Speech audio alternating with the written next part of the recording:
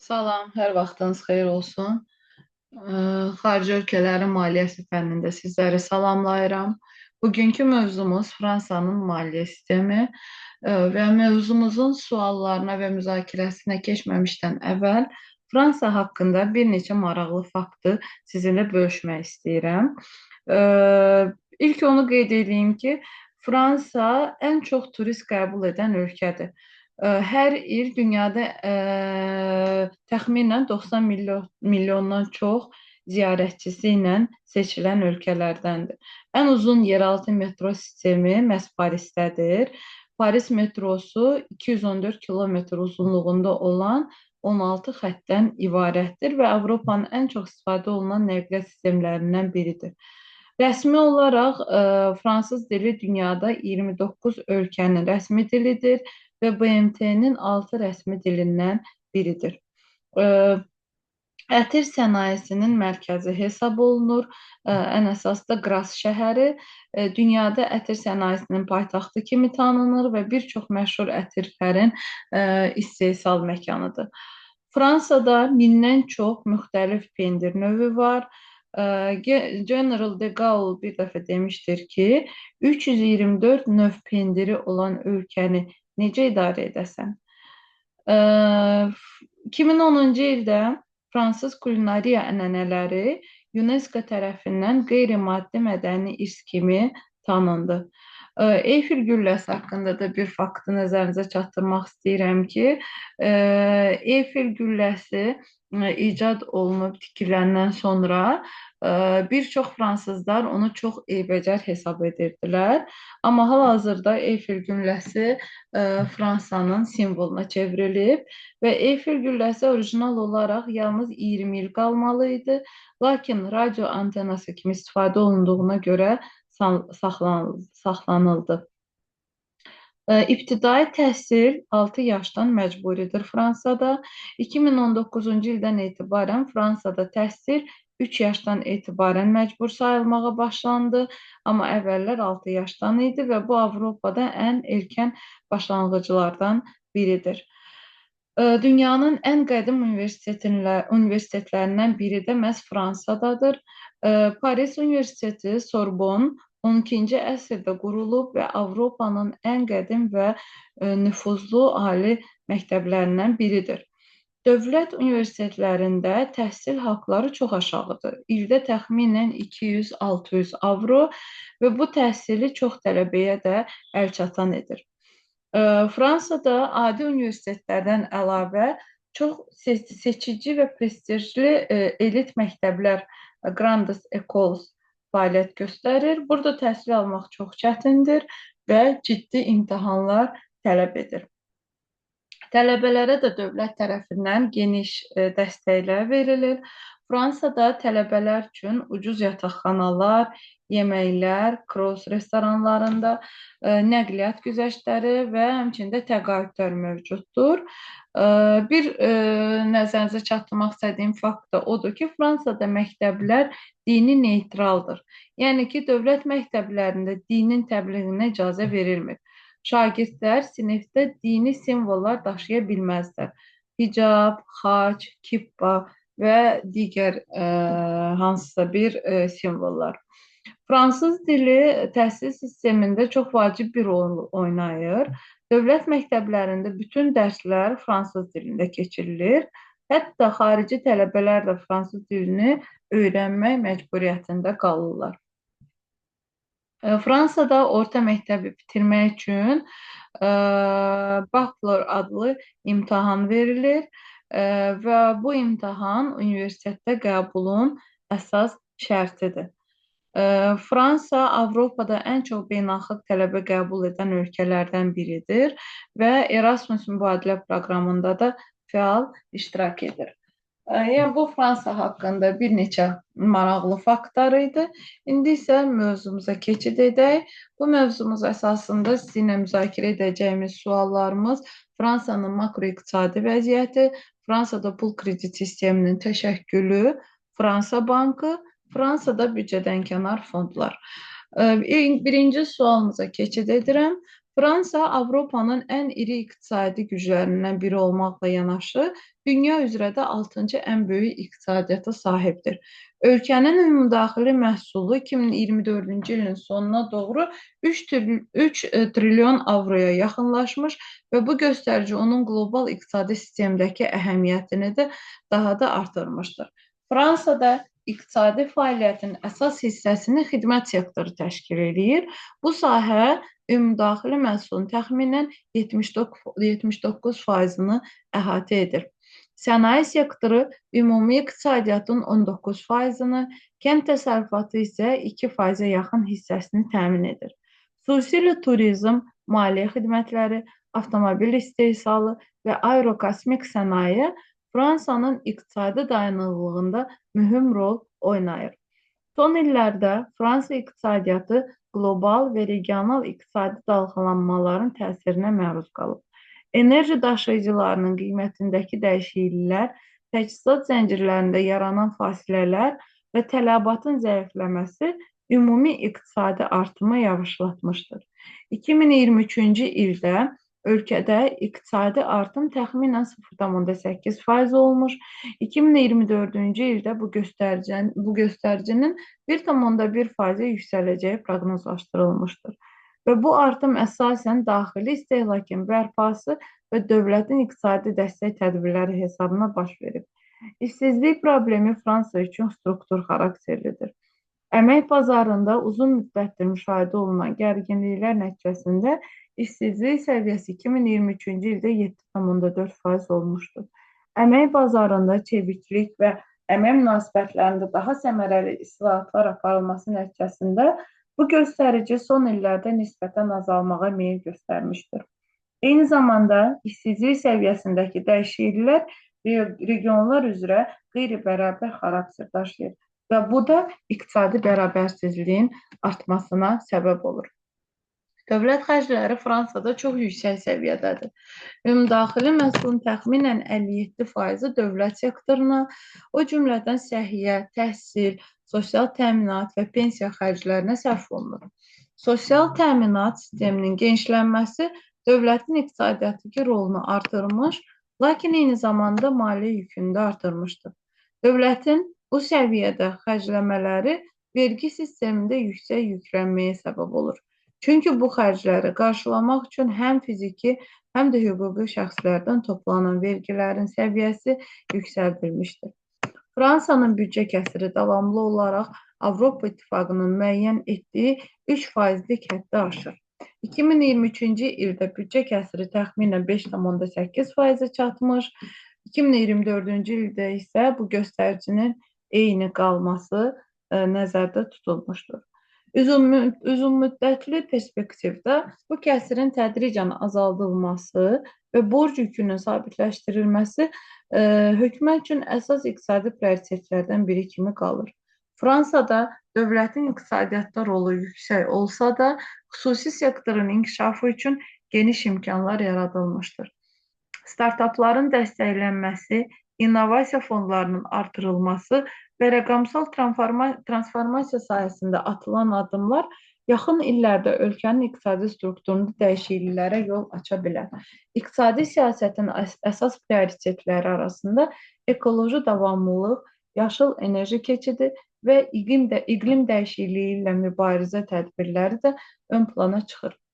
Ümumilikdə Fransa iqtisadiyyatı güclü sosial dövlət modeli, inkişaf etmiş infrastruktur və texnoloji potensial ilə seçilsə də, qarşısında duran əsas çağırışlar yüksək dövlət borcu, fiskal qeyri-tarazlıq və əmək bazarındakı struktur problemlər orta və uzun müddətli dövrdə davamlı islahatlar tələb edir. Mövcud makroiqtisadi vəziyyət göstərir ki, Fransa dayanıqlı inkişaf üçün daha çevik və səmərəli iqtisadi idarə etmə mexanizmləri qurmağa çalışır. İkinci sualımız Fransada pul kredit sisteminin təşəkkülü. Fransada pul kredit sisteminin inkişafı 19-cu əsrin ortalarından başlayan dərin tarixi köklərə malikdir. Parisin dövlət dəstəyi ilə 1848-ci ildə yaradılmış Compte d'Escompte de Paris Bankı kimi qurumlar ilk milli maliyyə institutları idi.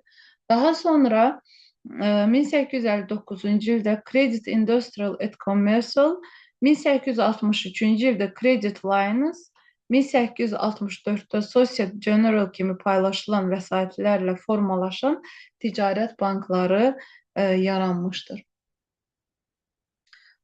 Bu müəssisələr həm əmanət qəbul edir, həm də uzun müddətli kreditlər verməklə maliyyə sisteminin bazar iqtisadiyyatına inteqrasiyasını sürətləndirmişlər. 19-cu əsrin sonlarına doğru Fransa həm həmən dövr üçün nadir bank modelləri olan kənd təsərrüfatı kredit bankları, xəstəlik bankları və həmçinin şəxsi bankçılıq sahəsində fəaliyyət göstərən Rothschild ailəsi kimi xüsusi institutlara ev sahibliyi etmişdir. Bu struktur müxtəlif kredit növləri və maliyyə bazarlığına giriş üçün zəmin yaratmışdır. 1913-1938-ci illərdə Fransada yarı dövlət sektorunun fəaliyyəti artırılmış və maliyyə sistemində dövlət təsiri güclənmişdir.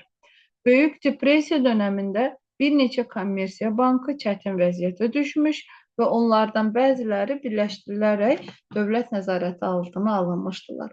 1941-ci ildə qəbul edilmiş Vichy Bank aktı ilə kredit sisteminə ciddi nəzarət mexanizmi tətbiq olunmuş, bankların minimum kapital tələbləri, hesabat formaları və kassa kitab qaydaları bazara inteqrasiya edilmişdir. 1945-ci ildə isə əsasını Bank de France'ın və 4 böyük kommersiya bankının milliləşdirilməsi təşkil etmişdir. Bu addım dövlətin kredit siyasətini birbaşa əlində saxlamaq məqsədi ilə xidmət etmişdir. Üçüncü sualımız Fransa Bankı.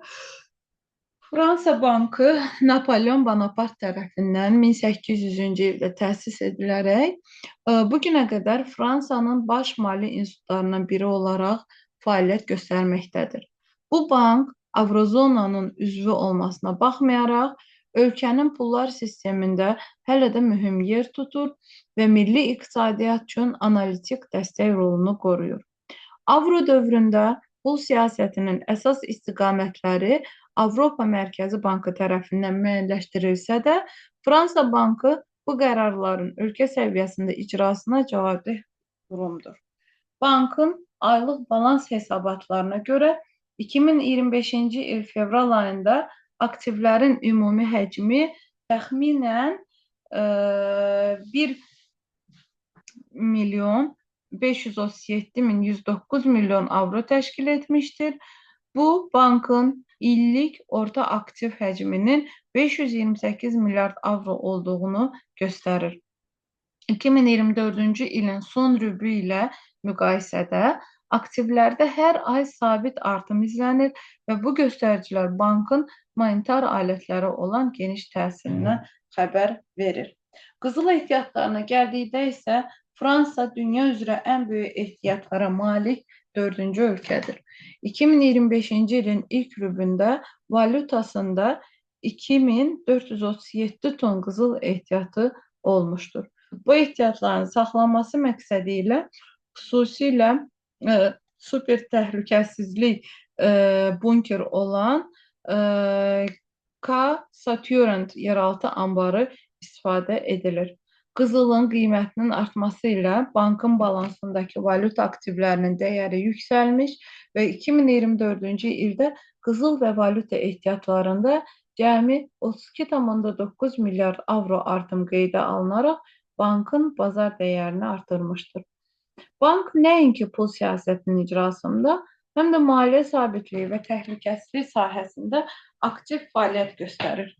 O, kommersiya banklarının nəzarətini həyata keçirir, Prudential Supervision and Resolution Authority vasitəsilə bank sektorunun dayanıqlı olmasını da təmin edir. Ödəniş sistemləri və bazar infrastrukturları üzrə nəzarətin həyata keçirilməsi bankın məsuliyyətindədir.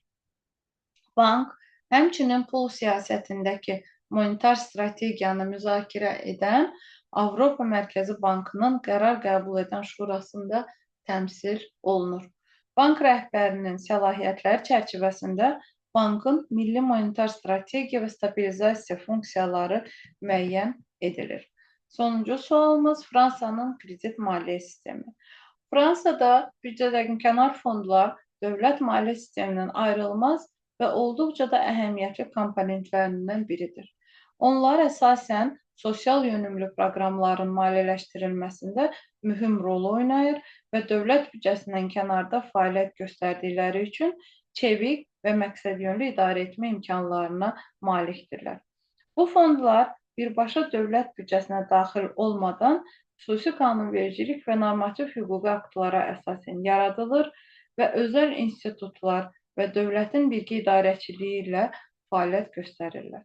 Onların əsas məqsədi əhalinin sosial müdafiəsi, səhiyyə xidmətlərinin maliyyələşdirilməsi, pensiya təminatı və işsizlik risklərinə qarşı müdafiəni təmin etməkdir. Fransada büdcədənkənar fondların ən əsaslı nümunəsi sosial təminat fondudur. Bu fond vasitəsilə əhalinin böyük hissəsi sağlamlıq xidmətlərindən istifadə edir. Həmçinin pensiya, ailə müavinəti və işsizlik sığortası kimi ödənişləri də alır. Digər əsas fondlardan biri də UNIDIC adlanan işsizlik sığortası fondu hesab olunur. Bu fond işsizlik hallarına qarşı maliyyə təminatını həyata keçirir və işsiz qalan şəxslərin sosial rifahını qorumaq üçün onlara aylıq müavinətlər ödəyir. Bundan əlavə, pensiya fondları və sağlamlıq sığorta fondları da müstəqil olaraq fəaliyyət göstərir və sosial haqlar hesabına maliyyələşdirilir. Büdcədənkənar fondların maliyyə mənbələri əsasən işə götürənlər və işçilər tərəfindən ödənilən sosial sığorta haqları, həmçinin müəyyən xüsusi vergilər və dövlət tərəfindən verilən subsidiyalar təşkil edir. 2022-ci ilin məlumatlarına əsasən Fransada sosial təminat sisteminə yönəldilən ümumi vəsait ölkənin ümumdaxili məhsulunun 31%-ni təşkil etmişdir. Bu da Avropa İttifaqı daxilində ən yüksək göstəricilərdən biri hesab olunur. Müqayisə üçün qeyd edim ki, bu göstərici Almaniyada təxminən 26%, İspaniyada isə 24% olmuşdur. Fransada isə hər il bu fondlar vasitəsilə 450 milyard avrodan artıq vəsait sosial müdafiə məqsədlərinə sərf olunur. Bu fondlar vasitəsilə hər il təxminən 60 milyon insan səhiyyə xidmətlərindən yararlanır, 17 milyon pensiyaçıya aylıq pensiya ödənilir və 3 milyona yaxın şəxs işsizlik müavinətləri alır. Bu cür geniş miqyaslı sosial təminat sistemi Fransanın rifah dövləti modelinin əsas dayaqlarından biridir. Büdcədənkənar fondların mühüm funksiyalarından biri də ictimai maliyyənin dayanıqlığını təmin etməkdir. Dövlətin birbaşa büdcəsinə düşəcək xərcləri azaldaraq, fondlar maliyyə sistemində yükün bir qismini öz üzərinə götürür. Lakin bu fondların üzləşdiyi əsas çətinliklərdən biri balanslaşdırılmış büdcənin təmin olunmasıdır.